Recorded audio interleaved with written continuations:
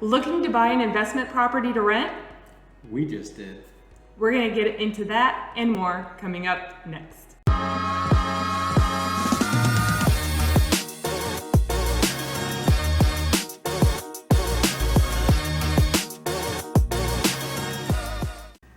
Hi, I'm Erin Moore. And I'm John Moore. And we're the Moore Home Team at Key Realty here in Columbus, Ohio. If you're new to our page, make sure to hit that subscribe button. Stay in the know of everything Columbus, its suburbs, and real estate. If you're looking to buy or sell in the Columbus area, you're in luck. We're real estate agents. Contact us at our information below, and we look forward to hearing from you. Now we're going to get into the reasons why we purchased an investment property to rent. John's going to go into the reasons why we purchased this property, and then we're going to take you along with us on that journey. So John, tell us a little bit more about why we bought this rental property and what makes it such a good investment. You know, Erin, as real estate agents, occasionally we come across great deals. So this just so happened to be one that, we looked at, we saw it, and we went and viewed it, and we had to purchase it.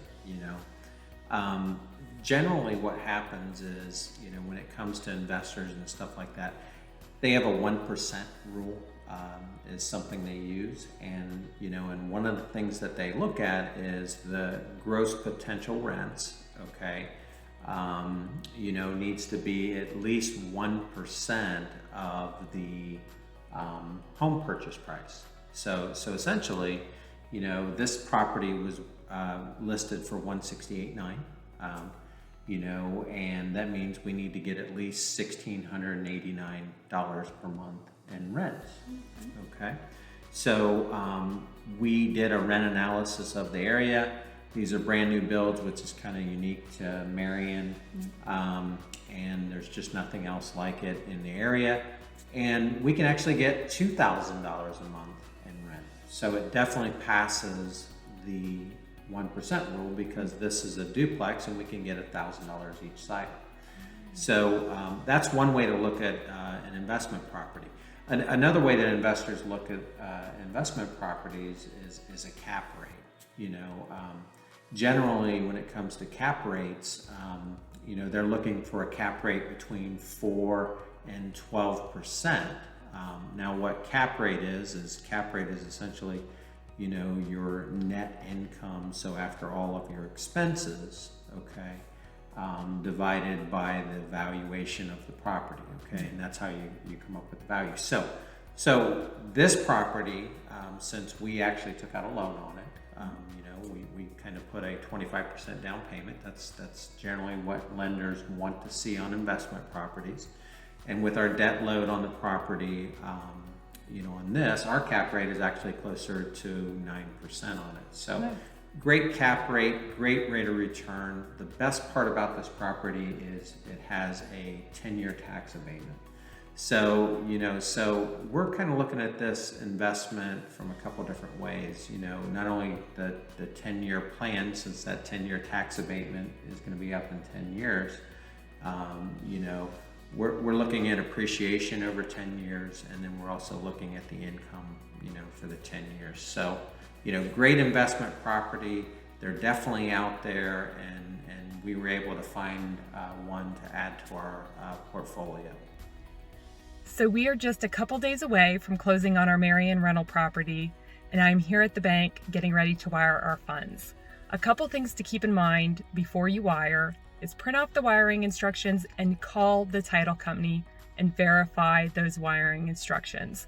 Wire fraud is all too real and it's super scary. So you want to make sure that you call the title company before wiring to verify their wire instructions and make sure that your money goes to the right place.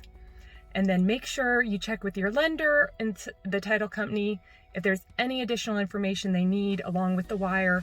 Make sure to get that into them, as you don't want anything to hold up the closing from happening. And then after wiring, make sure to call the title company again. Make sure they receive those funds.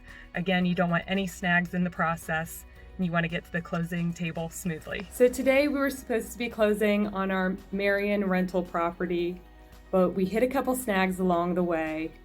We actually were supposed to close 2.5 weeks ago, but the first snag we hit with the financing was the appraisal. So everything was going along smoothly, but because of the property being in a smaller town and the property being a brand new build, which isn't normal for that small town, the appraisers were kind of staying away from that assignment. Nobody wanted to pick up that appraisal. So on our first due date, we actually missed it because we didn't even have an appraisal done yet. The appraiser hadn't even been out to the property. So then by the time the appraiser got out there, he took about another 1.5 weeks to get our appraisal done. We missed another closing date. Not great when it comes to an investment property because, of course, we were hoping to get renters into the units before the first of the month. And tomorrow, if everything goes smoothly, we're hoping to close, and it's already the first of the month. So unfortunately, that was a snag. The appraisal came in, but then yesterday we found out that they were going to rush everything, but then their system went down. And so they needed that system. They can't even do the documents, so we couldn't close today. So we're hoping that tomorrow afternoon, we've been told that we can finally close. So John, would you want to add? We had to push the appliance delivery back 3 times now.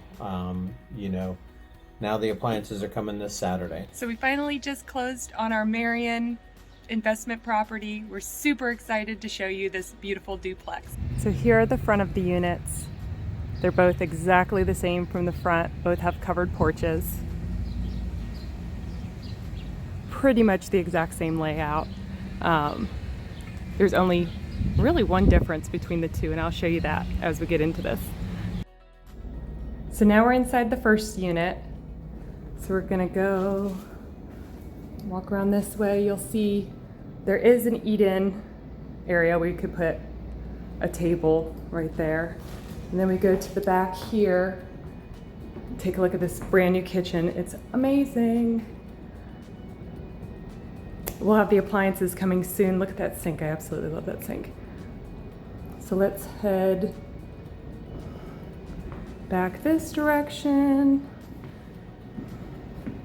We've actually got the laundry rooms here. That's something that we're supplying as well for our tenants.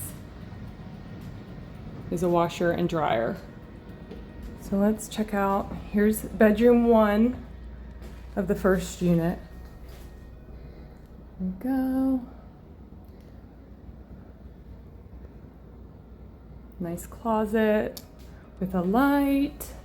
And then we'll stop at the shared bathroom. Everything brand new. Love it. Look at that. Awesome. And then into the second bedroom. So these are both 2-bedroom, 1 full bath.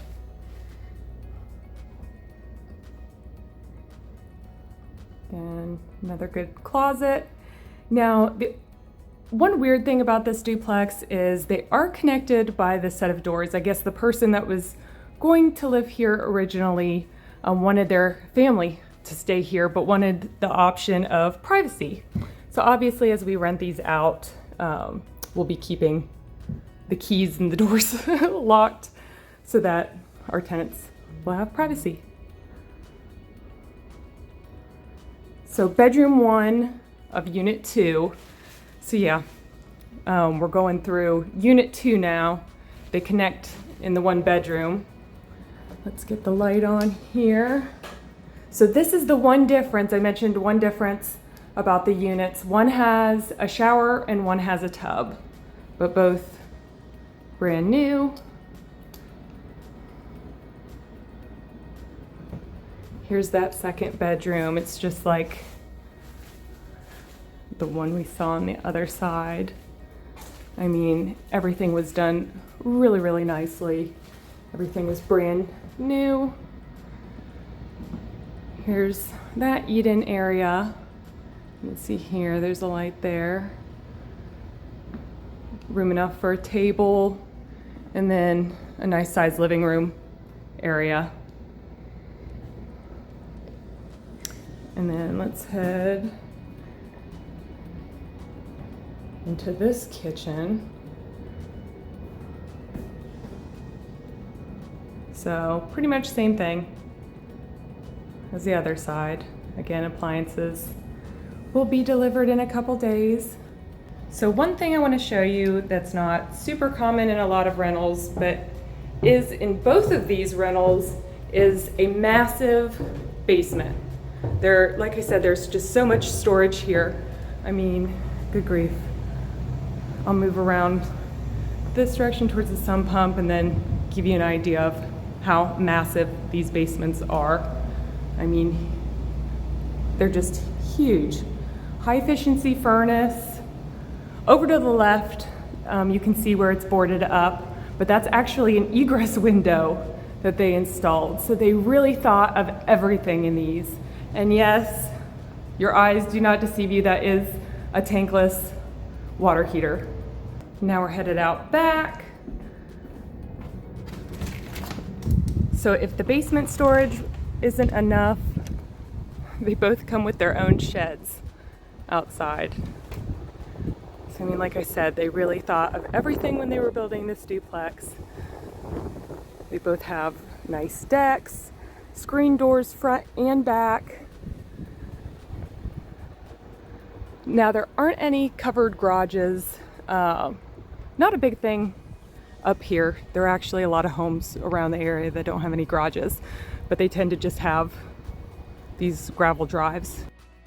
The appliances did arrive. Now we're supplying a washer and dryer stackable in both of our units. And it was actually really tough right now to get appliances. They're really sold out, and because a lot of the appliance companies are on back order. So we were really lucky. They're a little bit more than we wanted to pay, but they look really, really nice. Stainless, microwave, fridge, and a gas range. So I hope you've enjoyed following along with us on our investment property to rent journey. Here's hoping that we end up with some amazing tenants. If you have any questions or comments, put those below. Make sure to subscribe, stay in the know of everything Columbus, its suburbs, and real estate. We'll catch you next time.